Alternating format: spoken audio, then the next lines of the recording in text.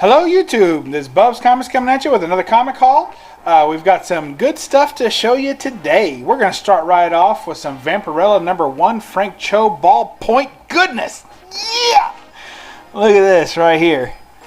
Ah, fantastic. It's a wraparound cover too. Very, very nice. Does great work.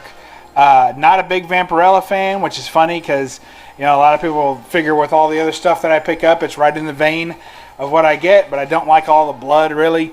I don't pick up a lot of bloody covers or any kind of real strong horror stuff like that. So this one, no blood, Frank Cho, ballpoint art, yeah, sold. That's an easy one for me. Next we'll look at a back issue I picked up. This is Crossfire and Rainbow #4 of 4. So that's some Dave Stevens work right there. See how happy those girls are? That's what I like. And no blood. There's some Elvis work there, so it looks pretty good. I think it'll work. So next we have Giant Size XMen #1 Facsimile Edition. Very glad to have this because I've got my 3.5 in CGC, and I've never owned that book raw. So I bought it at a 3.5 from Alex the Comic Hoarder. Glad to have it. Love the book. Have struggled with cracking it out.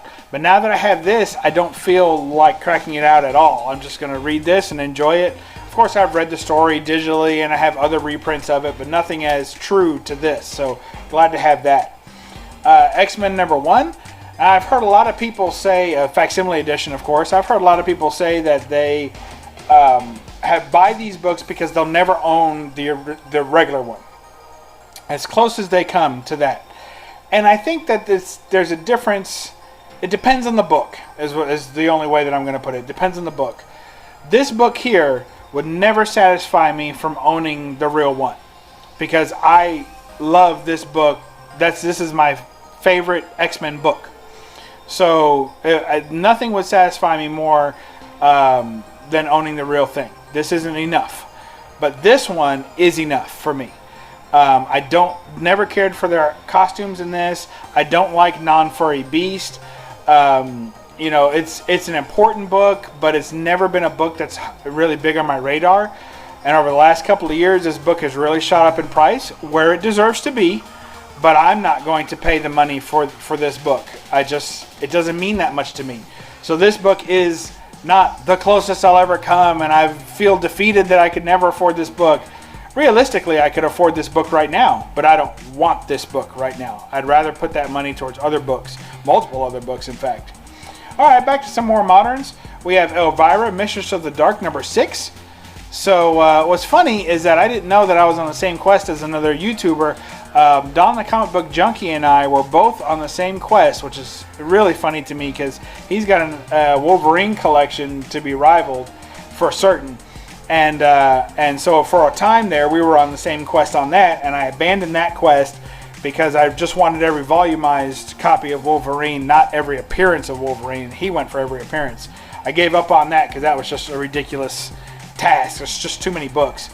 But I was going for every photo cover variant of the Elvira Mistress of the Dark series. But I stopped at this issue #6. And the reason that I stopped is because I realized that those photo covers are just reused photos from other covers that she's been on in the past. So they're kind of reprinted covers.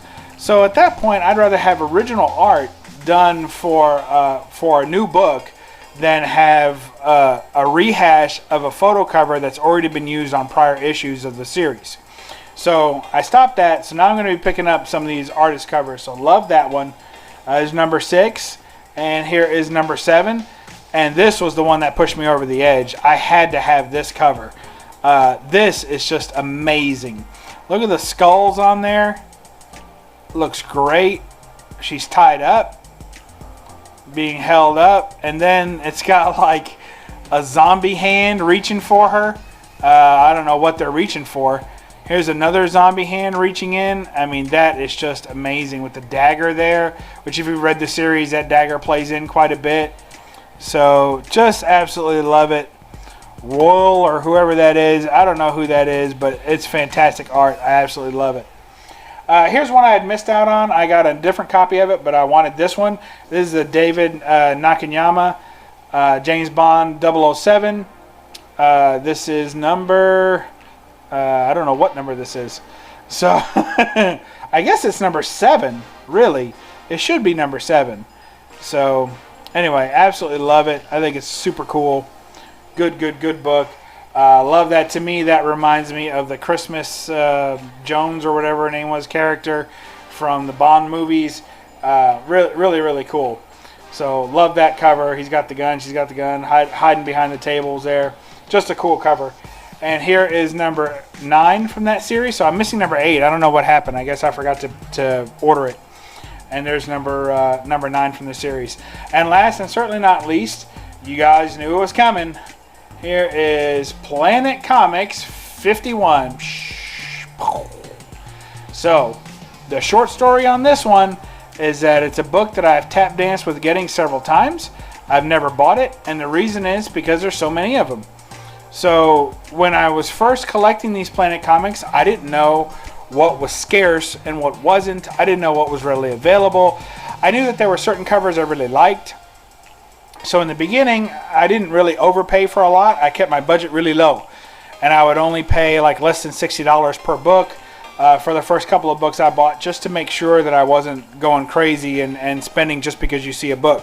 Because a lot of times when you see a book, that doesn't mean you should buy the book. It just means you've seen the book. And it may not be for the price that you want to pay or the price that you should pay for the book in that condition. This book comes up so often that I have passed several times on really rough copies of this book because I knew I'd be able to get a better copy of this book at a fair price, and I did. This book was peanuts compared to some of the other Planet Comics that I've picked up. It's got one chip down there at the bottom, and the rest is in fantastic shape.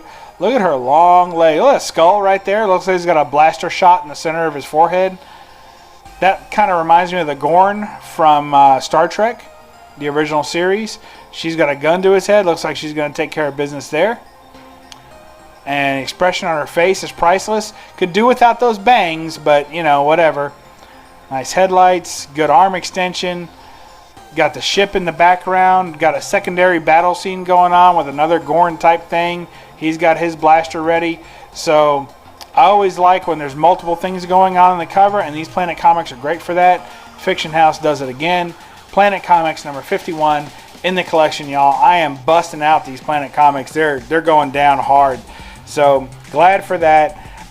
Enjoying the runs. Still only have one rivet cover, but we'll be doing a state of the collection on these pretty soon. Maybe next week even.